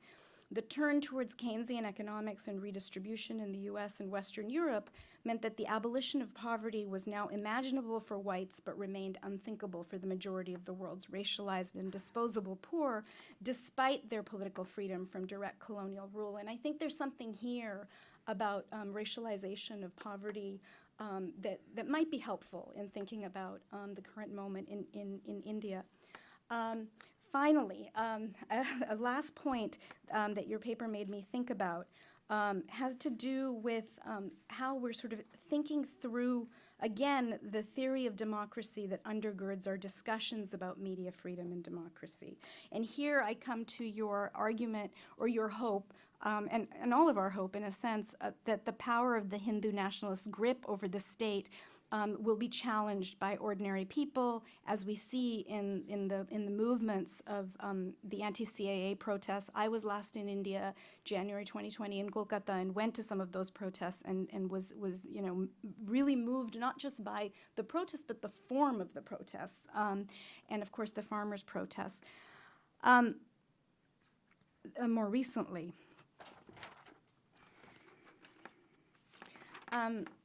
So in thinking about this, again, I wonder, just in the same way that Du Bois is helpful for us to kind of think about the media democracy equation as the U.S. as the normative model, your discussion here made me think about Ambedkar's critiques of Indian democracy. And here, I guess what I was thinking about is the way in which this clear separation of civil society and the media as part of civil society in relation to the state might be something that we want to trouble a little bit.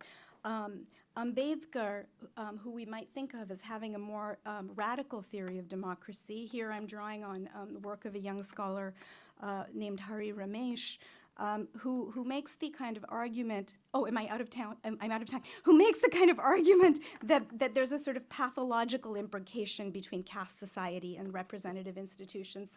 So here, I'm sort of thinking about the ways in which media institutions, including digital media institutions, represent or subvert the kind of power imbalances around issues of caste, around ethnic minority representation, et cetera. Okay, I'm out of time. As usual, the academic takes too much time in her 10 minutes. Thank you.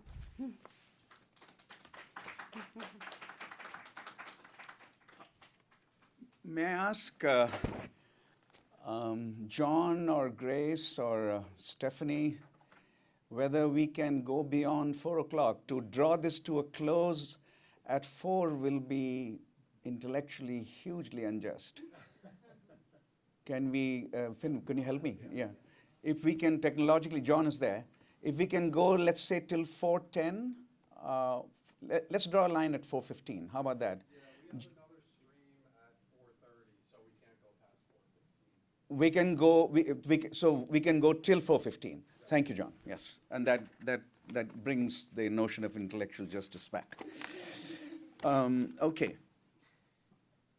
Our last commentator is Salil Tripathi, a writer and policy advisor. We first knew him as a reporter from India, working for India Today, I think, if I recall correctly, among other things. Then a reporter from Singapore, then a reporter from Hong Kong.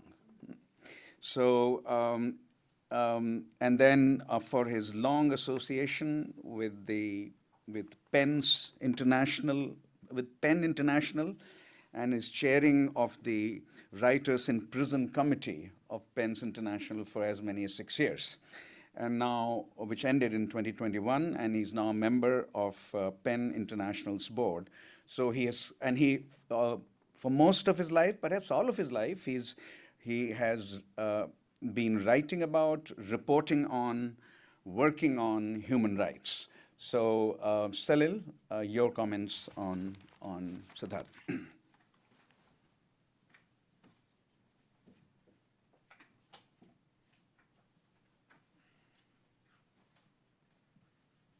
Thank you, Ashu. Thank you, Siddharth, for grim, sobering remarks. And thank you both, Paula and Ed, for seeing the different dimensions that we need to bear in mind. Few thoughts. We are in the age of ironies, right? So I want to talk about 3 ironies first before we go on. First is the irony that this speech will be taken as an example and cited as an example by the Indian government that India is a free country, because Siddharth can say what he wants wherever he is. So we should note that that is going to be one of the responses to what he says. The video will not be curtailed, it will be accessible, but he might get an enforcement directorate's inquiry for some financial transaction from 1929, maybe, something like that. And you'll have to produce paperwork to prove that. So I'm just letting you know that. And these ironies are important because India now considers P.G. Wodehouse to be dangerous. So that's also something worth bearing in mind. Gautam Navlakha, the writer and activist who is in jail for charges which have not yet been formally presented, if I understand correctly, to the courts. And he wants to read P.G. Wodehouse, and he's told that that's dangerous. So it's a country where Wodehouse is dangerous, which may be a veiled joke on Shashi Tharoor, but I'm not sure of that. And the third is that, the third irony is that we have to recognize that the Supreme Court does speak up for journalists in India. When Arnab Goswami was in jail, it dropped everything, and he was released so quickly. So what are you complaining about Siddiq Kapan and a few other people when, a distinguished anchor such as Mr. Goswami, his freedom was considered so vital and so important. But sadly, that's the only levity that I'm going to touch upon in what I'm going to say now in response to what Siddharth said.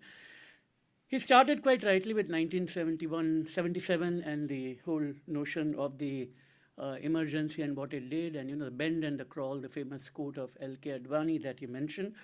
I remember soon after emergency, Edward Behr had come to India He had actually been in the British Army during the pre-partition days, and then he was Newsweek's international editor. And he said something to the Sunday Observer back in the 1970s, late 70s, or early 80s. And he said that press freedom in India is a jewel. Hold it tight and don't destroy it. And very, very sadly, and I think one point that, Siddharth, you do make in one of your early statements, but maybe, I mean, if you're turning this into an academic paper, this is what you want to go into, is that how it is indeed a culmination of a series of laws that have come. You know, defamation law in Rajiv Gandhi's time, Indira Gandhi's attacks, and, you know, you touched upon the attacks on civil society. Now, those things are happening because of laws that P. Chidambaram put in place. So it's what's happening is that the current government is using the laws extremely efficiently, which were put in place, not just by the previous governments, but dating back to the British Raj. So I think that's something we need to bear in mind. Listening to you, and I've written a paper for the roundtable, which is coming out on India at 75, on media at 75. And one of the things that occurs to me is that there is a need for the brass check, the Upton Sinclair book, which was an expose on US media in the 1920s and 30s. And there's something that needs to cast that harsh light, because we episodically, occasionally look at Indian media closely about what it's doing, but there's not been a systematic, thorough examination of it. And, you know, many of us have written about it, but there is a certain coyness and shyness. I write a column for a newspaper called Mint in India, and very often they want to know that, do we really want to go after someone, not so much because of any sense of fear. I mean, I must insist on saying that, but also because, you know, maybe, you know, are we a pot calling the kettle black? There is that kind of a suspicion about it, that can we really go after someone when we also might have similar problems? And I think it's something worth bearing in mind. Similar problems as journalists. As journalists, yeah, absolutely, absolutely. Both in terms of being victims of it and both in terms of acquiescing with the system, which is what I'm coming to now, which is the whole issue of appropriation and co-optation that you talked about, and the capitulation that we see in the media. Because when Advani talked about, you know, you were asked to bend and you crawl, the question now is that now they're asked to jump and they ask how high.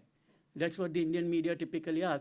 One of the most cringe-worthy photographs I saw was, I think, in Mr. Modi's second year, when he's surrounded by the media with hundreds of people desperate to take selfies with him. And this is, I mean, I don't know why anyone would want a selfie with any politician. Let me put it that way. You know, so it's nothing to do with Mr. Modi here, but it's something worth bearing in mind. But that co-optation is interesting. I'm so glad you stayed with Jaishankar throughout in the early part of the speech, because Jaishankar is an interesting character. For those who do not know, he was a distinguished foreign service official. He has been India's ambassador, he's been India's foreign secretary to Beijing and to Washington. And in theory, he's well-groomed and well honed in what India's foreign policy is about and what the Indian ethos is. And yet, when the CAA agitation was going on, when there were international crises going on, his main priority was to fight a rock star called Rihanna. And, you know, he was very keen to fight with her and call her all kinds of names and so on. And the acquiescence on one side and the appropriation of the judiciary. You're so right in pointing out, Siddharth, of all these vital cases which are not being heard at all, because they're just getting pushed back and so on. And for other matters, the court does find the time to look into it. But to that, I would also ask, and I mean, maybe I'm speaking out of turn, I live away. I mean, I've not lived in India since 1990. But one of the things worth bearing in mind is the Indian Armed Forces. The number of people in uniform or who have recently retired and the kind of remarks that they make on Twitter and social media is interesting, shall we say. There is this, I can't remember his name, but the man with the bushy mustache who's on TV all the time. Yeah?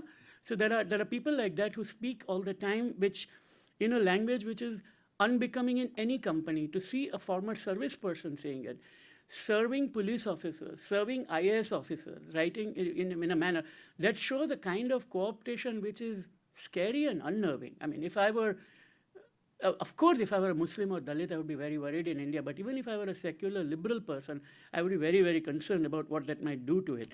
Because the journalists, either they don't get an interview with the Prime Minister at all. The famous Karan Thapar and Narendra Modi interview, some of you might remember, where as soon as Karan Thapar presses a point, Mr. Modi drinks a glass of water and leaves. This is when he was the Chief Minister of Gujarat, and he refuses to continue the interview. More recently, Smriti Irani, who was yesterday speaking at Berkeley, yes, but invited by the students of Berkeley. I was told by Berkeley. It was not an invitation from the university itself. That's what I'm told. But be that as it may, it's a free speech campus. It's fine. I mean, you know. But Smriti Irani spoke at Berkeley yesterday, and so when she was being pushed on the price of, I think, oil and gas, and in an airplane, and this journalist was rather persistent with a camera, immediately the response from everybody was, "Oh, you can't treat a minister this way." So the whole question becomes no longer about the function, which is the role of a journalist to, you know, hold a mirror to the society, ask tough questions, to one of process. Are you being polite or not to somebody who has been elected? So that's something worth bearing in mind. Yeah, so when they're asked to jump, people want to ask how high. And it's so sad because some of the examples of past brilliant investigative work of Indian media now seems almost like we are talking about another country, you know, whether it is Saeed Abdi writing about Bhagalpur or Ashwini Sareen going and buying Kamala, and, you know, Arun Shourie and Indian Express exposing what was happening with the under trials, Nirja Chaudhary writing about child laborers. All these are great stories of Indian media, which was all the flowering that we saw after 1977 when the emergency was lifted. And today you see it in the kind of, you know, organizations which Siddharth runs, and you might find it in Article 14, you might find it in Scroll, you might find it in Khabar Lahariya, but it's the portals. The newspapers seem to have abandoned that, and I don't know why. I mean, there's very little of that kind of detailed reporting that you see that, and television is hardly there. I mean, the main story that one of the channels and networks you spoke about was, of course, the Chavan Ke Sudarshan TV, whose main story last week was, you know, why is it that Haldiram, which is a snack company in India, which makes things like Frito-Lays, I mean, you know, it makes Bombay mix, as we would call it in London. I don't know, Chivda, yeah. So those of you know who Hindi would know that. But anyway, and it had, I think it was Urdu or Arabic, I'm not sure which script it was on it, and they were complaining about it, that why was it written also in that language. So we also need to bear in mind that this is what, and I'm really, really glad you focused on the erasure of Muslims in the piece, because I think that's such a vital story. I mean, we can all add examples. The campaign against Tanishq, the jewelry company, Jashn-e-Riwaz, when Fab India came out with this campaign about Diwali and called it Jashn-e-Riwaz, which is, of course, an Urdu term, it was considered badly. The current Navratri, which is a North Indian Navratri. I'm a Gujarati, and in Western India, we have a different Navratri. You know, diversities, you know, beautiful. But it's called the New Year period. And in that kind of a context, the ban on meat that has been going on, and you know, and it's just the acquiescence of everybody, the administrators, the courts, and everybody says, fine, let's leave it, let's not wake up the and you know, make it harder from this. And this, I don't know whether this was Yati, one of the people who gave an extremely fiery and crude speech against Muslims, calling almost for a crusade against Muslims in Varanasi, I believe, not long ago, when he was released from jail. I mean, because they get their bail when they want to. I mean, that's not a problem. He was welcomed as a hero. And I think that's the kind of question we have to ask. And a lot of the provocative questions which media has been asking, and has been asking very well, tend to get brushed aside. I mean, Mr. Jaishankar told Mr. Blinken that, you know, we are for good governance. But if you dig deeper into try to find out what the good governance is, this is a country that removed 86% of the currency without anybody's by way of leave. And you know, it led to an economic slide that persisted for 3 or 4 quarters. This is a country whose management of the second wave of COVID was utterly disastrous. But somehow none of that seems to matter. They say that that's fine, but when you mention it to the on internet and Twitter, you're told, "Aayega to Modi hi." Whatever it is, the one who will return will be Modi. So there is something to it which we need to know, and I would love to know more about these glimmers of hope that you have. And maybe we need to honor them more. Maybe we need to name them more. Maybe we need to make those websites more public, more visible, more accessible. That becomes important. I can go on and on about, you know, the appropriation of heroes who are not Nehru or Gandhi, whether it is Bhagat Singh or Subhash Bose. That's something worth bearing in mind. So let me end with 2 or 3 final thoughts, because I am running out of time. One is, India may be the world's largest democracy. I always call it the populist democracy. Large is a weird term. And there's a huge divide now between the function and the structure. India does hold elections, but whether it's a democracy, we don't know. It has newspapers, but to what extent the media is free, we don't know. It has courts and rule by law, but is it the rule of law? We don't know. I think these are the things worth bearing in mind. Another thing that I think we need to mind, and I'm glad Ed talked about Rana Ayub, but Neha Dikshit, Barkha Dutt, if you're a female journalist, the kind of hatred you get is just is completely unacceptable, and I think it just keeps going on. And I think something needs to be done. And I don't know whether that means giving more power to the states or letting Twitter and Facebook to form better rules. I don't know. It's become harder for people to support civil society. It's impossible now to donate to Amnesty.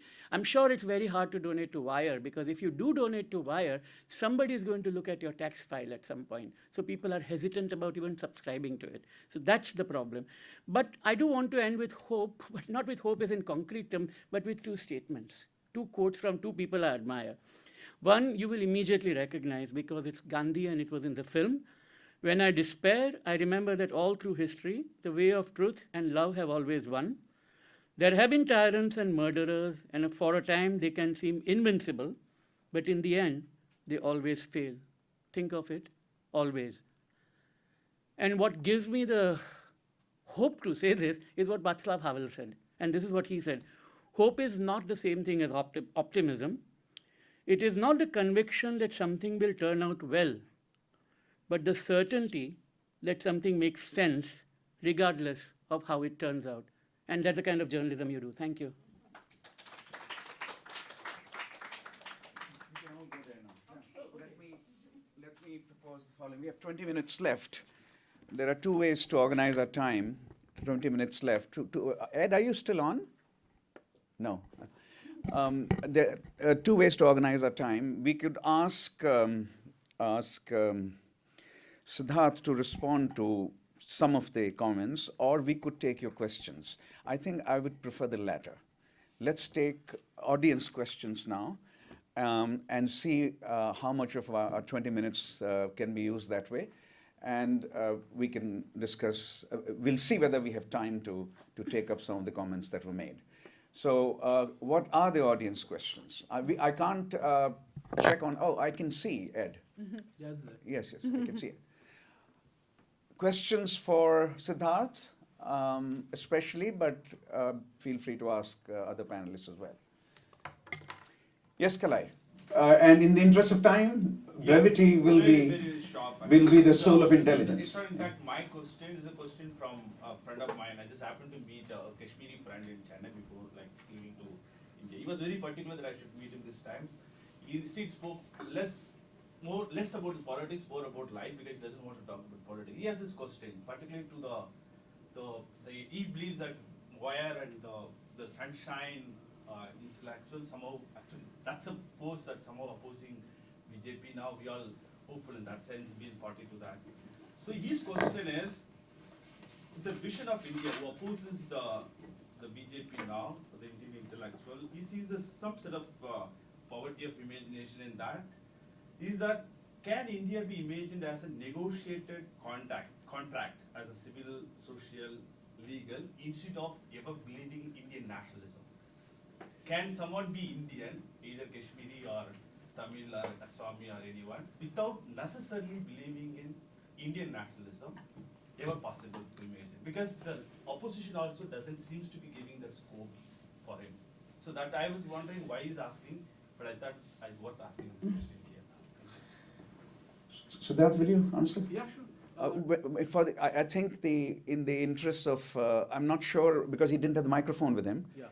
If you can repeat what you think is Yeah, no, I think the question that Kalai posed on behalf of a Kashmiri friend is it possible for us to reimagine India? Without left-right nationalism. Yeah, and without the kind of conventional nationalism which is, which is there in front of us. And I think that this is a very good question, and the answer should be very obvious, which is that in a country like India, which has people of different backgrounds, diversities, cultural experiences, historical experiences. The basis for staying together in one country as a union is that the basic minimum is that this has to be with the willingness of everybody, right? And how this willingness is measured and codified is something that people have to work out. I think the Constitution of India had a certain approach. The phrase Union of India is the formal title of the country. And, this is something which governments at the center, in fact, we shouldn't even be using the term center, because center implies that the union government is somehow on a pedestal compared to the states, which is not the case. So I think your friend's question is right. I mean, it takes us slightly away from the subject of this seminar.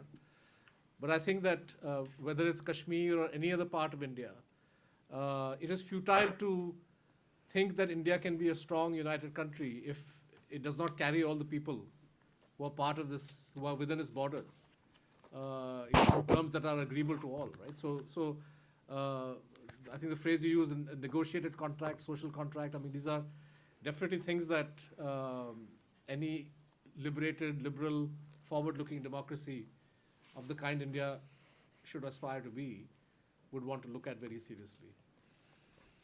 Are there other questions?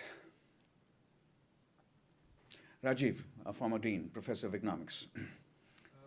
I was wondering to what extent the regional language media is subject to the same sort of problems that the English language media is. In some sense, does that pose a bigger threat to the government? Are they facing more, repression? Are things different? Yeah. Because we're being recorded and he did have the microphone, so once again, the question, it was also on my mind. What is Siddharth's assessment of regional media, or what is sometimes called vernacular media, as opposed to English media? How would he analyze that? Yeah, that's a great question. I think the state of health of regional media closely mirrors the political conditions in that particular state. So in a state, in most of the Hindi region, I would say that the dominant media is very much towing the central government's line, the union government's line, BJP's line. And you have a lot of play given to, the communal fantasies of the ruling party and all of this kind of stuff. Karnataka, again, is Kannada. A lot of the Kannada media is very communalized, and they mirror the, power balance in the state. But in Tamil Nadu, in Andhra, in Kerala, Bengal, Odisha, things are different. Which is not to say that the parties in power do not also look at local media as their own fiefs. So the central government or the national government's attitude towards media, is visible in the kind of conformity which they're able to produce.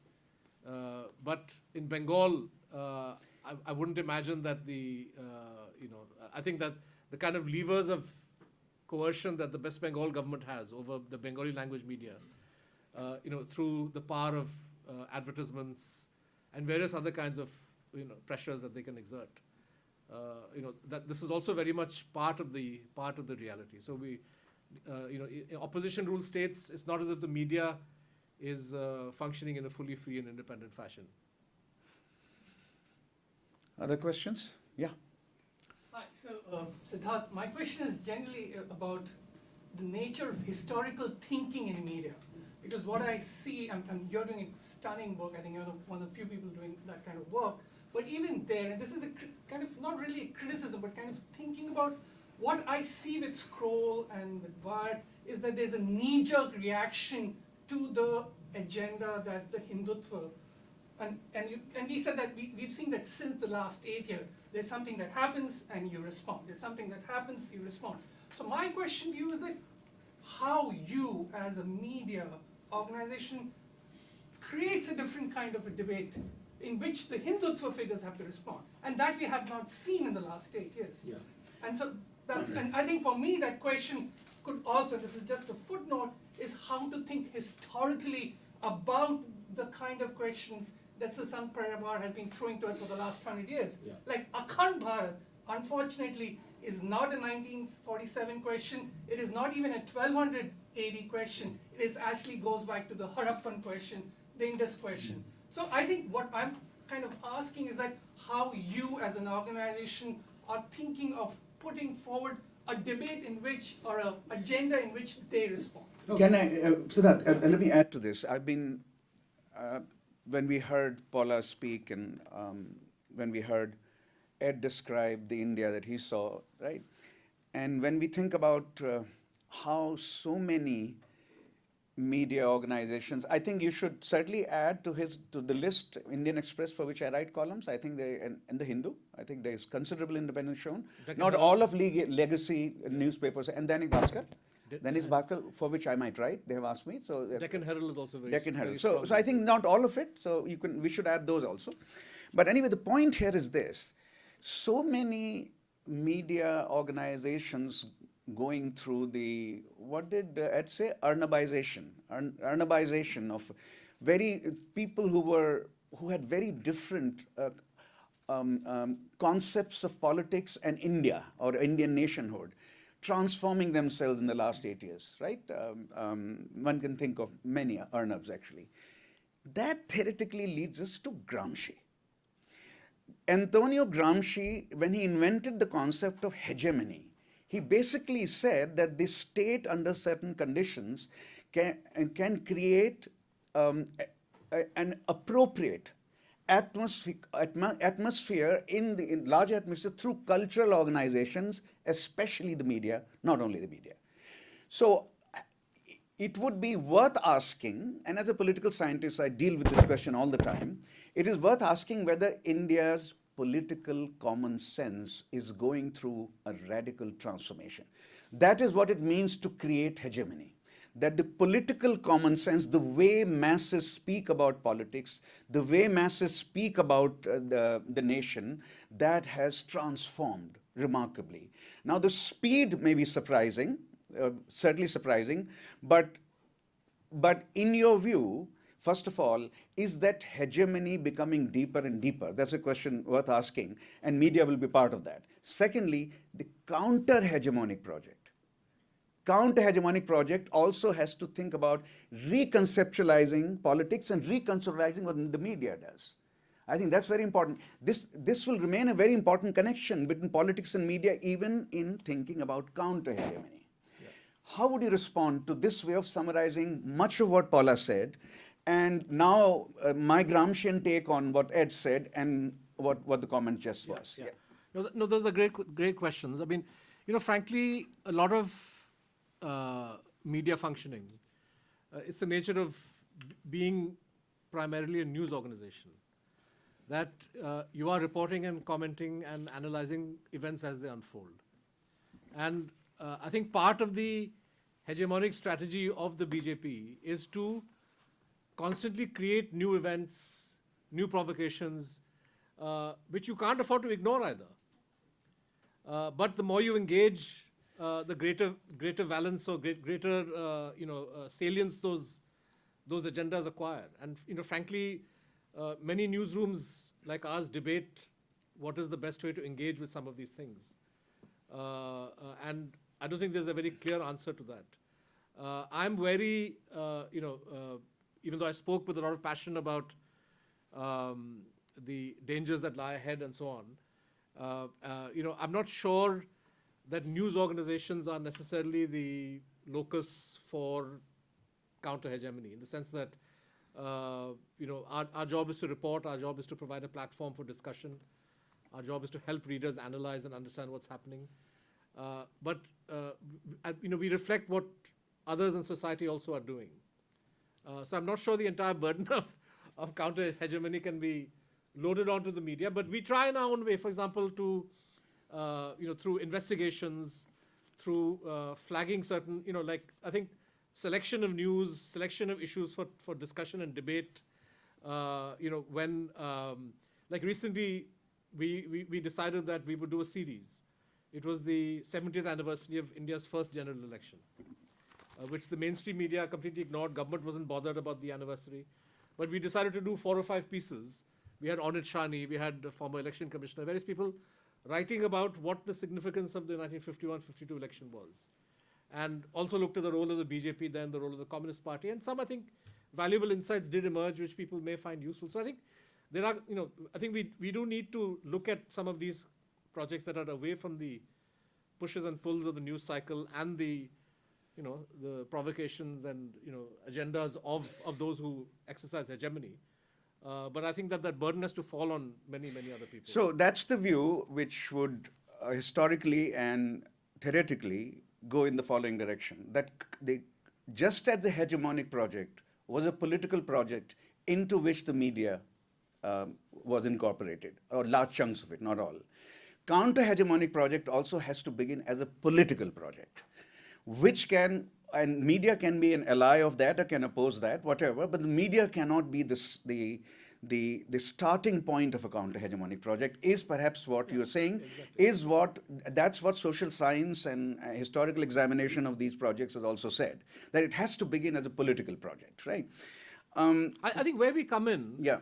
Just to build on what you said, where we come in is in recognizing the importance of something new, yeah, and deciding that we are going to report and focus on this. So the amount of coverage that The Wire and other smaller media gave to the farmers' protest, even when big media got sick and tired of it, right? Because it went on for a year and a half. But we stuck to the story. We didn't see them as a traffic disruption. We didn't see them as an inconvenience. We saw this as an important, mobilization with great political implications. And I think our view was, in a way, vindicated by the fact that the government finally had to climb down. So you're right. I mean, the impulse is happening elsewhere. It's happening outside. There are political mobilizations happening. It's the job of, I think, journalists to recognize their significance and to accord, in line with their own editorial judgment, the kind of importance that those mobilizations, deserve. Right. So one final question, it came up again and again. So Ed talked about Viktor Orban. Paula talked about Erdogan, right? Trump. A lot of us have thought about this, and I've written also, both academically and in my columns. In what ways, Siddharth, you think Modi's project is either similar to Erdogan's and Orban's majoritarianism and Trumpian majoritarianism here, which is quite white nationalist actually, and in what ways it might be different? Yeah. How would you respond to that? So I'm keeping an eye on the clock also. Yeah. We have 3 minutes. Exactly. So I'll quickly run through. I think the short answer is that I think what Modi is doing is different from what Erdogan or Orban or Trump or anybody else is attempting, for the simple reason that none of these leaders has the kind of organization like the RSS, which has 100 years, been active for 100 years, has huge millions and millions of cadres, has a very well thought out planned vision and ideology which they are hell-bent on implementing, whether Modi is there or not. So this agenda and this project remains and lives on. So I think that this is what gives it added menace, even beyond some of these individual leaders. But I did want to respond to 2 points Paula raised. Yeah, go ahead. On the question of tech, big tech and social media, the thing is that digital media and big tech, there's the good and the bad, right? There's no doubt that Facebook, WhatsApp, Twitter, they've all been enablers of hate speech, but they've also been enablers of what you would call counter-hegemony. Frankly, a platform like The Wire or Scroll or others who are active, Khabar Lahariya, wouldn't have half the reach or even 1/10 of the reach that they do today and the effect and influence were it not for social media intermediaries, right? Frankly, there are no easy answers. It's a very complicated, and I think that even as we benefit from the platforms, we need to be part of the fight to ensure that they're accountable, to ensure that hate speech is curbed, etc. So there I agree with you. And on just very parenthetically on the point of, I don't think Du Bois was suggesting that discrimination in America against African Americans was not legally, did not have a legal basis. It did. But I think what he had in mind was the question of degree. So if the right to life of a Jew in Nazi Germany was taken away by law, the right to life in America of the African American was taken away through an act which was still illegal. Lynching may not be punished, but it still remained illegal. So I think that's probably what he was alluding to. It's a different matter that this is a little known. I mean, the quote that I've extracted from Julia Boyd's work, it's an interview that Du Bois gave after he returned from Germany in 1936. And I don't think he has elaborated on this. I take your point. I mean, and I was talking to Ashu also earlier. I don't think he would deny the importance of Jim Crow. But I think it's what he has in mind is the degree of violence. So exactly. let me put it somewhat differently as a last comment here. And I've been studying this for some time. I'm beginning to write. Nazi project was an eliminate the Jew project. It was eliminationist. Jim Crow was not eliminationist. Jim Crow was about making blacks secondary citizens, right? So peripheralization is different from elimination. Fascism was an eliminationist project. And I think and Hindu nationalism is not an eliminationist project. It is going to peripheralize the Muslim. It's a project of erasure, which is different from elimination, but it's more than... Right, yeah. right. Well, T.S. Eliot said, people have heard me say this a few times, April is the cruelest month, but it has some redeeming features. This seminar was one. Thank you, Siddharth. Thank you, Ed, for joining us. Thank you, Salil, and thank you, Paula, for providing some glimmers of hope and remarkably sharp analysis. Thank you. There is a reception waiting outside. I don't know whether Ed can join us virtually. Perhaps he can have wine